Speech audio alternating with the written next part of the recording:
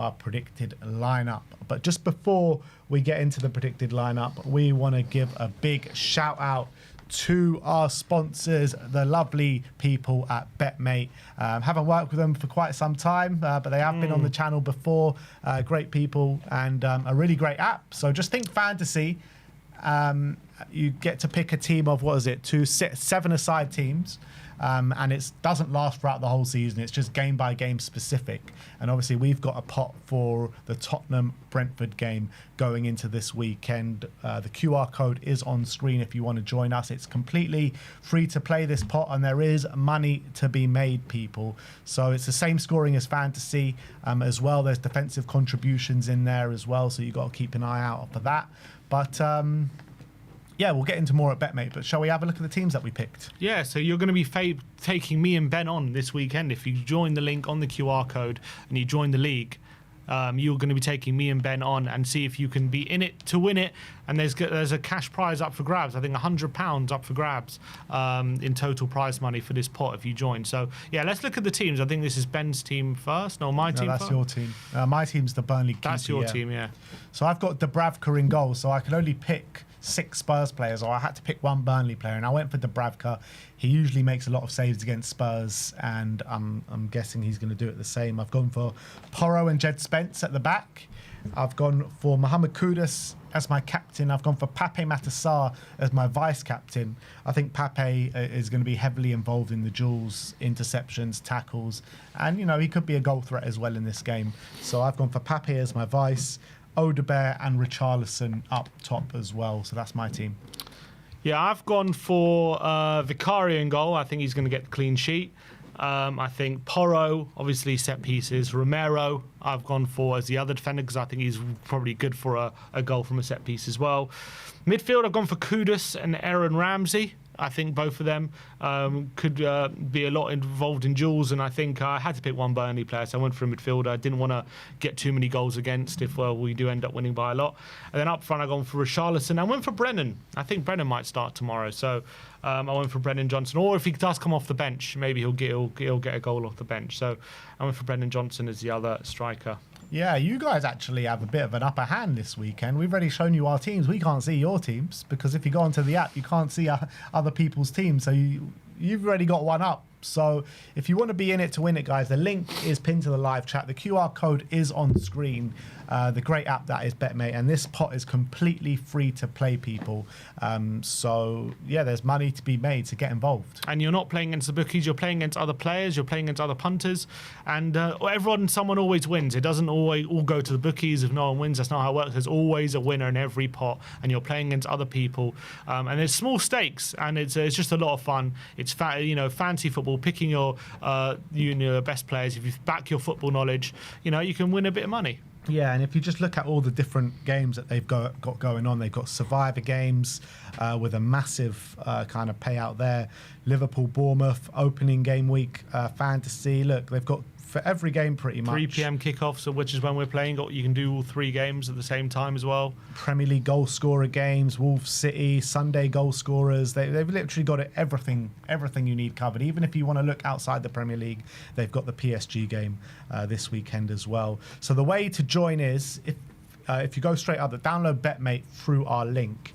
And if you click, I think you have to click private, but you can just click the link and it'll go straight to our pot and straight to our game. So that's what the QR code's linked to. That's what the link is linked to as well. But that is BetMate, and let's get into our predicted lineup, people. In terms of the injuries and team news going into it, we have heard from Thomas Frank so far in the press conference. Yeah. What's the situation on the team news? Nothing new. The only thing to add is Doggy is still not fit. Other than that, everyone else is. That it should be. We know Kulusevski's still out. Kota Sakai, Dragoshin, Maddison, all, I think, long-term injuries. So, yeah, Doggy's still not... he said it's a bit too soon, but it sounds like he's going to be back soon, which is positive. Yeah, hopefully back in the squad for the City game next weekend. So, starting 11. We obviously saw the 3-5-2 being deployed in Udine. Mm-hmm. I don't think it'll be that for this game. I think it'll go back to the classic 4-2-3-1. Yeah, I agree. And I think Vicario. Yeah, obviously Vicario in goal. Vicario goes in goal. He's going to start the season. He's played all the main games. Although Kinski's done well when he stepped in, it'll be interesting to see what we do during the season, if he's going to get the cup games earlier on. But yeah, Vicario had a pretty good game against PSG, and he seems to be getting better a bit as well, a bit more composure with the ball at his feet, so that's good. Yeah, absolutely. So Vicario in goal. Right back is obviously going to be Pedro Porro. We saw last time at the Tottenham Hotspur Stadium, well, not last time, the time before, he scored an absolute worldie against Burnley to break the deadlock when we needed it most. And he's going to be vitally important in this game. When you're talking about someone with the X factor in terms of crossing, being able to unlock defences, play balls from deep, he's your guy. Yeah, absolutely. I think he's going to be so important. Because we lack that creativity, he's going to be the creativity, whether it be set pieces or an open play, swinging across in from the right-hand side. I think Porro is going to be the key in this game to unlocking Burnley. So, yeah, he's going to have to play. Next up is El Capitano, Cuti Romero, first Premier League game as our official captain, and put in an unbelievable display in his first game as official captain out in Udine against PSG. And again, I expect him to be very aggressive in this game and, pushing high up. Yeah, and another player as well from set pieces is going to be key. If he can maybe get one in the back of the net, get his head on one of those Porro crosses from a corner or free kick, that could be vital in seeing this game and getting the win. I think he's going to have a lot to say, patrolling, making sure we're getting through the game easily without conceding any chances. But yeah, I thought he had a fine performance against PSG, and Frank sounds like he wants him to stay for the long term. Interesting, Frank said his captaincy pick is not related to his contract. They're separate situations, which I think was interesting. Yeah, he was saying he picked him on the way he conducts himself in training and on the pitch. And, he always, most of the time conducts himself with most professionalism. Is that a good thing, though? The fact is they're not in terms of, is it worrying that he's kind of saying that, kind of implying he's not ready to sign a contract or anything? I mean, it is worrying in an aspect that he's not going to sign. I have read a report, not such a reliable one, saying that Spurs are going to try again with the contract situation for Romero. Maybe he feels a bigger sense of kind of loyalty being the captain now and it being such a big moment. We'll have to wait and see what happens and how the season progresses. I have no doubt that Spurs are going to try and get him to sign a contract one more time. In an ideal world, you do want a captain that's committed to the long-term future of the club. However, you're looking around the squad and you can't really pick another captain. That's the reality. He's the obvious pick, isn't he? Yeah. Alongside Cuti Romero will be Mickey van der Ven at left centre-back. And again, we look back at Sonny's goal against Burnley at the Puskas. Maybe van der Ven could do something similar this game.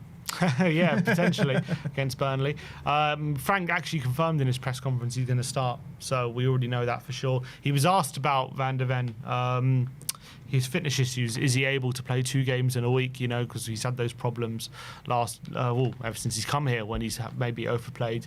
And he said he's got no issue. He's absolutely going to be ready for the weekend, and it's no secret he's going to start.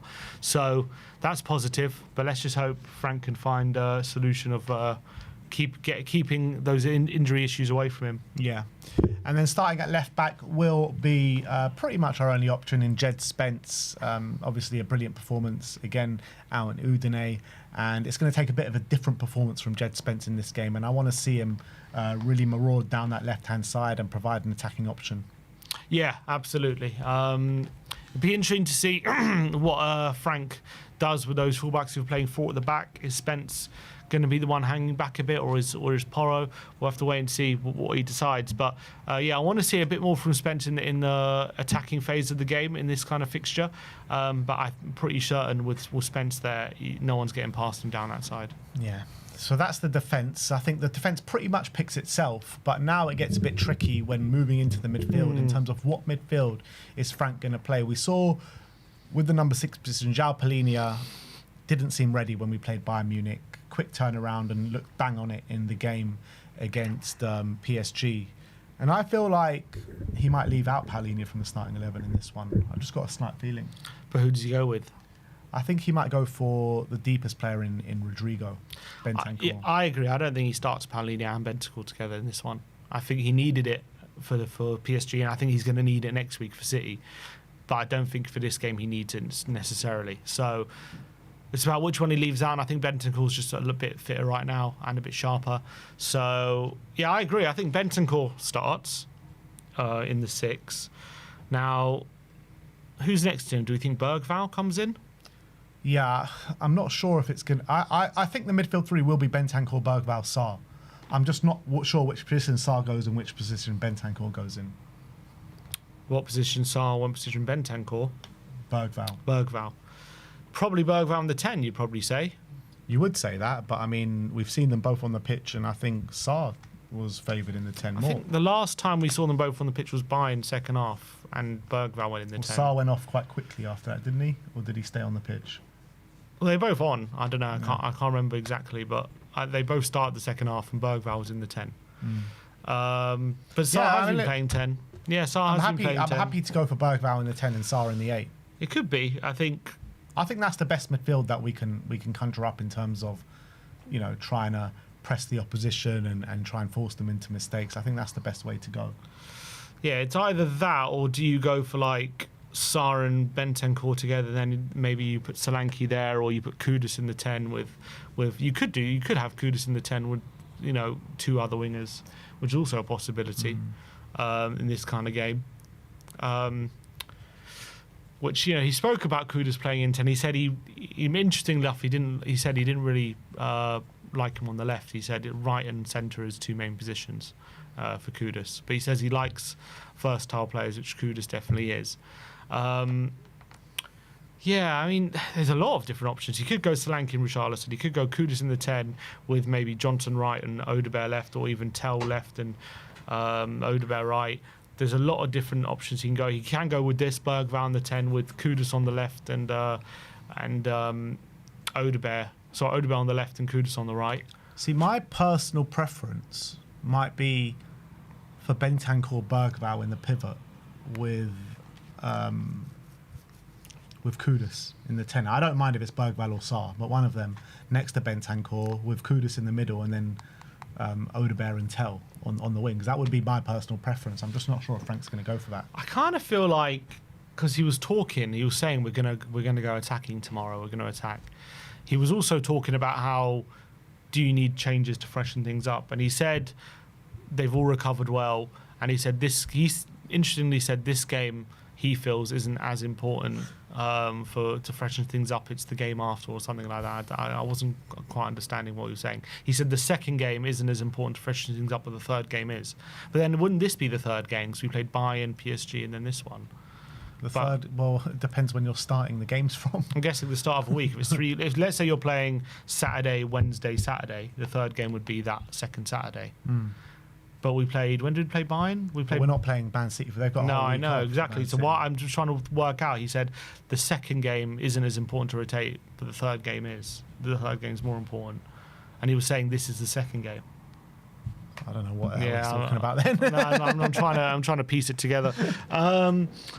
So I think I wouldn't be surprised if he does go a bit more attacking, like what you're saying. Bergvall in the 8 with Bentancur, and then. Because Sarr was maybe a bit tired, and same with Palhinha, they both went off. So you're saying, but I think Palhinha and Sarr both start at the Etihad. Yeah. So maybe we do go for that then. We go Bergvall, move Bergvall into the 8, put Kudus in the 10. Kudus in the 10 with what? And then first of all, Richie up top. We know Richie. I think Richie's. I think Richie's starting up top. And now we have the issue on the wings. So, of the wing players, we've got Brennan Johnson, Wilson Odegaard, and Mohamed Kudus. And Tell.